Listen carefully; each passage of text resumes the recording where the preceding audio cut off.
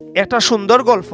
এক কৃষকে তার গরুর দুধ প্রত্যেক দিন একটা মুদির দোকানে নিয়ে বিক্রি করে, আর বিক্রি করিয়া টেকা আনে না, তার নিত্য প্রয়োজনীয় যে জিনিসগুলা ও জিনিস আনে। একদিন মুদির দোকানদার চিন্তা করলা, এ কৃষকরে তো আমি অনেক বিশ্বাস করি, দেখি চাই হে দুধও আমারে ওজনে কম দেয়নি, আজকে মাফমু। যখন মাফাত গেলা তখন দেখলা 200 গ্রাম দুধ কম। তখন কৃষক বাদর দিন আওয়ার বাদে দোকানদার খুব চওড়া হইয়া কইলা যে আজকে থেকে তুমি আমারে আর দুধ দেওয়া লাগতো না, তুমি সব সময় দুধ আমারে 200 গ্রাম করে কম দিছো। কৃষকের উত্তরটা খুব সুন্দর আছে। কৃষকে কইলা যে মহাজন, আমি গরিব মানুষ, পাল্লা পাত্তর কিনার পয়সা আমার কাছে নাই, আমি দুধ দিয়া আপনার দোকান থেকে যে সামান নেই, দুধ, চিনি, চাপাতা, চাউল, ডাইল, আমি ওগুলার উপরে ওজন করিয়া আমি দুধরে মাফি, যতকা নয় ঠিক অতখানি আমি আপনারে দিই। তখন মহাজনের রনক নড়ছে যে আমি তো প্রত্যেক কেজির 200 গ্রাম করে কম দেই ও কৃষক রে। এখান থেকে কিতা বুঝলা, আপনি যেটা যতই চালাকির সহিত মানুষের দিবা, এটা গুড়িয়া আপনার কাছেই আইব। হয়তো জায়গা ভিন্ন,